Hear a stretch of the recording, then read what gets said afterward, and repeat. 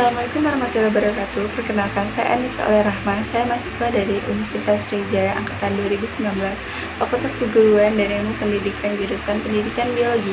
Baik, di sini saya akan menjelaskan tentang interaksi biotik. Saya akan menjelaskan tentang apa sih interaksi biotik itu. Interaksi biotik adalah interaksi yang terjadi antar populasi organisme dalam ekosistem. Interaksi biotik terbagi menjadi dua, ada interaksi intraspesifik dan ada interaksi interspesifik. Interaksi intraspesifik adalah interaksi yang terjadi antar individu dalam satu spesies, dan yang interspesifik adalah interaksi yang terjadi antar individu dalam spesies yang berbeda. Saya akan memberikan contoh tentang interaksi intraspesifik. Karena pengertian intraspesifik tadi antar individu dalam spesies yang sama, saya akan mengambil contoh tentang semut yang selalu berinteraksi satu sama lain dalam pembagian kerja, mulai dari ratu, prajurit, maupun pekerja, sama halnya seperti rayap yang bekerja satu sama lain dalam pembagian kerja. Yang selanjutnya ada interaksi interspesifik. Interaksi interspesifik terbagi lagi menjadi beberapa interaksi. Yang pertama ada mutualisme, yang kedua ada parasitisme, yang ketiga ada komensalisme, yang keempat ada amensalisme, yang kelima ada allelopati, yang keenam ada predasi, yang ketujuh ada kompetisi. Mutualisme adalah interaksi di mana antara dua spesies yang berbeda tetapi saling menguntungkan. Contohnya itu lebah dan bunga, di mana lebah akan hinggap di sari-sari bunga dan akan menempel pada kaki-kaki lebah, dan sari-sari itu akan jatuh ke putik, dan si lebah juga akan mendapatkan sari-sari tersebut yang sering kita konsumsi yaitu mangga. Selanjutnya ada parasitisme, di mana dua spesies yang berbeda tetapi yang satu merugikan pihak yang lain. Contohnya itu benalu yang hinggap di pohon mangga, pohon rambutan, pohon jambu, dan yang lain itu. Kenapa merugikan? Karena benalu akan mengambil zat makanan yang telah diproduksi oleh batang yang ia tinggali. Selanjutnya ada komensalisme, di mana interaksi antar dua atau lebih spesies, di mana yang satu untung, yang satu tidak merasa dirugikan. Contohnya itu anggrek dengan pohon yang ditumpanginya, pohon tersebut tidak merasa dirugikan.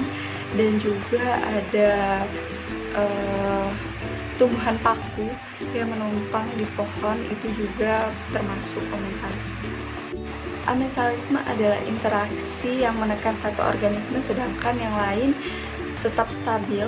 Amensalisme juga disebut interaksi yang bersifat negatif, di mana satu anggotanya merasa terhambat dan yang lain tidak merasa berpengaruh.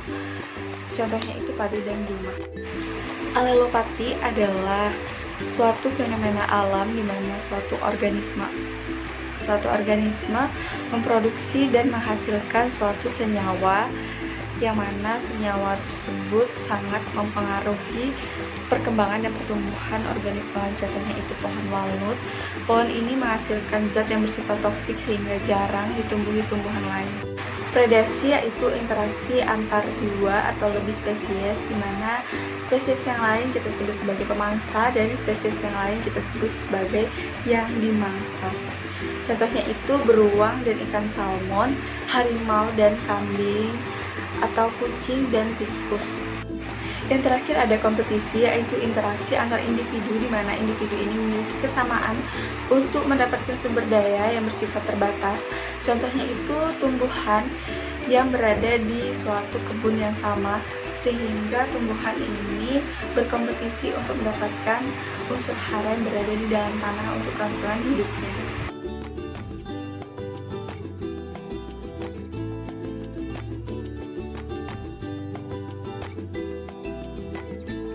Interaksi yang terjadi pada pohon kelapa dan lumut kerak adalah saling menguntungkan satu sama lain, di mana pohon kelapa akan mendapatkan tambahan unsur hara dari lumut kerak. Selanjutnya ada interaksi pada pohon waru dan sisik naga yang merupakan jenis tumbuhan paku.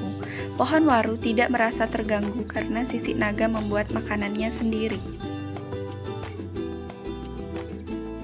Berikutnya ada interaksi pada pohon jambu dan benalu, di mana benalu hidup menumpang pada pohon sehingga pohon itu merasa dirugikan karena benalu mengambil zat makanan yang ada pada pohon. Oke, mungkin itu saja video pembelajaran yang bisa saya sampaikan buat kalian semua.